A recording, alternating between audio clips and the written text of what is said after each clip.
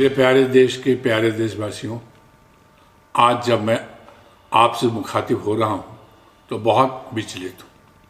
मन में गहरी पीड़ा है। कोरोना की महामारी ने समूची दुनिया में हिला कर रख दिया है। हमारे प्यारे देश भारत में भी यह तेज़ी से फैल रहा है। America, England, Italy, France, Spain जैसे देशों में इसका कहर काबू से बाहर हो रहा है। दुनिया में संक्रमित लोगों की संख्या लाखों में हो गई है। इससे मरने वालों की संख्या भी 1 लाख के पार हो गई है। अभी तक इसका कोई भी असरदार उपचार सामने नहीं आया है। हालात को देखते हुए हमारी सरकार ने 3 मई तक लॉकडाउन बढ़ा दिया है। लॉकडाउन का यह दूसरा चरण पूरे देश के लिए, देश में एक एक नागरिक के लिए बहुत ही महत्वपूर्ण है। इस लॉकडाउन में हमें कोरोना को काबू करना ही होगा। 3 सप्ताह के लॉकडाउन ने हमारे सामने अनेक कठिनाइयां पैदा की है। हमारा सामाजिक जीवन रुक गया है, हमारा आना जाना रुक गया है, उद्योग व्यापार बंद हो गए हैं, लोगों के सामने रोजी रोटी का संकट पैदा हुआ है, कमजोर वर्गों पर भारी मार पड़ रही है। लेकिन मनुष्य का जीवन इन सब से बड़ा है। जान है तो जहान है। जब जीवन रहेगा तभी सारे क्रियाकलाप चलेंगे। इसलिए प्राथमिकता मनुष्य का जीवन बचाने की है। जो लॉकडाउन बढ़ाया गया है उसमें लोगों की परेशानियां बढ़ेगी। हमें परेशानियों को सहना पड़ेगा, कठिनाइयों को सामना करना पड़ेगा। जिंदगी बचाने के लिए इन कठिनाइयों को सहना ही एकमात्र उपाय है। हमारे पास कोई दूसरा रास्ता नहीं है।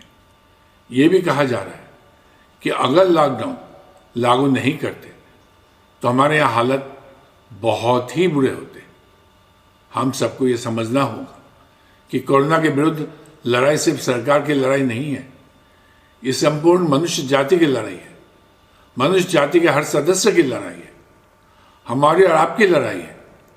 इस लड़ाई में हर व्यक्ति सिपाही है। हर व्यक्ति कोई ना कोई जिम्मेदारी है। हर व्यक्ति कोई ना कोई भूमिका है। अगर हम सब ये मान लेंगे कि जो कुछ करना है वो सरकार को करना है, अस्पतालों और डॉक्टरों को करना है, पुलिस और प्रशासन को करना है, तो यकीन मानिए कि हम कोरोना के विरुद्ध लड़ाई हार जाएंगे। अगर हमें कोरोना को हराना है तो हमें भी स्वयं को एक सिपाही मानना होगा। हम जहाँ भी जैसे हैं वहाँ अपनी भूमिका निभानी होगी। अगर हमें थोड़ी कठिनाई हो रही है तो ये कठिनाई हमें सहनी होगी। एक बड़ी विपदा को टालने के लिए छोटी कठिनाई को सहने में ही समझदारी है। ये बेहद कठिन दौर है। इंसान खतरे में है, इंसानियत खतरे में है। मैं सभी से अपील करता हूँ कि कोरोना के खतरे को समझें। आपका चाहे कोई भी धर्म हो, कोई भी संप्रदाय हो, कोई भी मजहब हो, सबको इनके ऊपर उठने की ज़रूरत है। इस समय हम सबका मजहब इंसानियत ही होना चाहिए। इंसानों को बचाना होना चाहिए। लॉकडाउन के दौरान घर में रहें। सरकार जो भी दिशा निर्देश जारी कर रही है उसका कड़ाई से पालन करें। डॉक्टर, नर्स, पुलिस प्रशासन के लोग आगे रहकर कोरोना से लड़ रहे हैं। ये हमारे जीवन बचाने के लिए अपना जीवन दांव पर लगा रहे हैं। इन लोगों साथ दें, तन मन धन से साथ दें। हम सोशल डिस्टेंसिंग का पालन करें, लेकिन इमोशनल डिस्टेंसिंग ना होने दें। टेलीफोन एवं इंटरनेट के जरिए अपनों से संपर्क बनाए रखें। भावनाएं बहुत बड़ा संबल होती है। हम सारे देशवासी भावनात्मकता के साथ एक दूसरे से जुड़े रहें, एक दूसरे के दुख दर्द को समझें और एक दूसरे के मददगार बनने की कोशिश करें। इसी में हम सबकी सुरक्षा है और इसी में हम सबकी भलाई है।